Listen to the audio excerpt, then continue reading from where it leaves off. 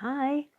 We put a post on my Facebook page just maybe about half an hour ago, and we said the question to you, the audience, is who are you inspired by? So, like in 2015, so I've got it here. In 2015, I was in the Evening Standard with some of my stacking mugs, and it was a page that had Angie Lewin's work on it, which she's a fantastic artist, and also Clarissa Hulse, who I love her work as well. And so I just wanted to have a wee chat about that. And there's also some other artists with like more floral designs, and it was lovely to be in on page with some of the artists that really inspire me. And one of the books that I have is this Angie Lewin book. And when I started my brand in 2011, I just absolutely loved her work. And this book is so battered because I just used to look at it so much because I just love, I just think her work's really beautiful. She does lino cut, and here's just one page which shows you like her working diagrams or working drawings, really, for her to come up with her final piece.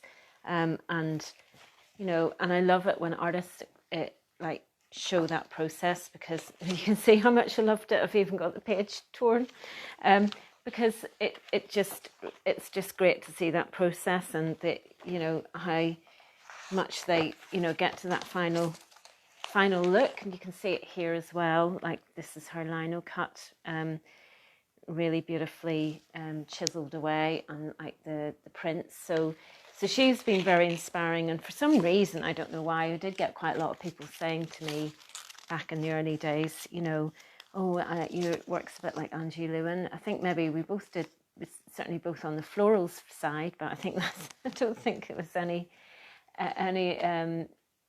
much similarity after that, really. But yeah, she's always been a real go-to for me. I absolutely love her work. I love the movement of her work as well. You can even see it on the front page there. So, and then, just also I mentioned about Clarissa Hulse, and that is an artist that I really, when I lived in London way back in, a while ago, but I think it was about 1998 that I went to her house, or I went to her studio in Cockpit Arts for a job interview to actually be like a print assistant.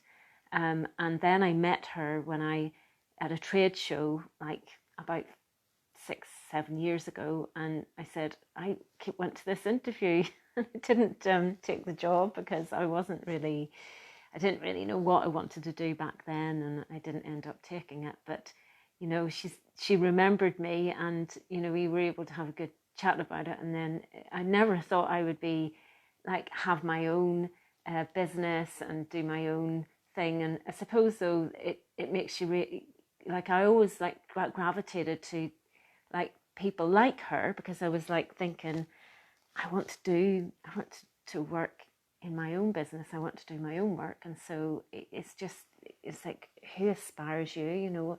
Who do you aspire to, really? So it was really good that I was able to talk to her and meet her all those years later again. And then also I get students contacting me because they're studying my brand, when they're doing their A-levels or degrees or whatever. And that's really strange, because I never really would think that I would be in that position as well. So, but it does happen, because they see my work everywhere, like in different shops and whatever. And so then I thought, because I'm doing quite a bit of reflecting, because I've been, had the surgery 3 weeks ago. It's like I have been thinking about looking at a lot of my projects over the years, and then I came across this book today that was a book from when I worked in London schools doing art projects, and I did that in my 30s. And this book was documenting some of those projects that I did, and one of them is here, and it was like these big trees that we did in a primary school in southeast London.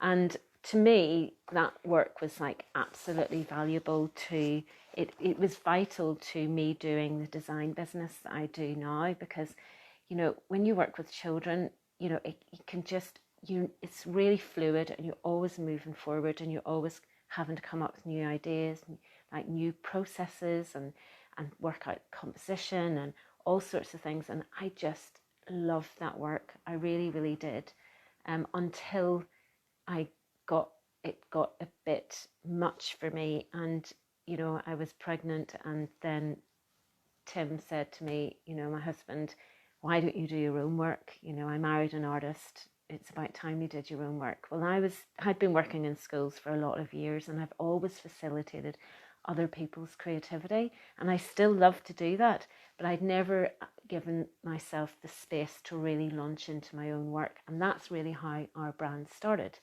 So that's from my days before the brand started, and I really cherish those days, because I loved it. I did really love it.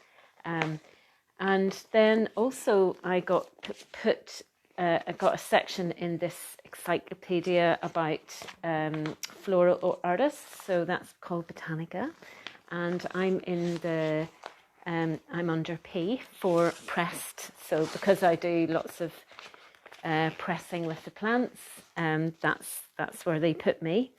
And again, that was such a lovely experience to be asked to like sort of be in this book, and that's really, it's a book day, because I'm thinking as well that I would really love to be able to, you know, do my own book someday, and it's something I've wanted to do for at least a decade, and it seems like it's something, it's more within reach now than any other time. So it's a good place to look at other books and consider what's inspired me in the past. And so I really want to hear from you, like what books have made a big impact in your life, really, you know, whether they're creative books, like visual artists, or whatever type of artist, or whatever, like a writer, then please comment and let us know, because it's just been really great to continue this conversation, and I'd really love to hear back. And thanks for all your comments yesterday and everyone's well wishes with my recovery, which is continuing to go well. And I'm going to leave it there.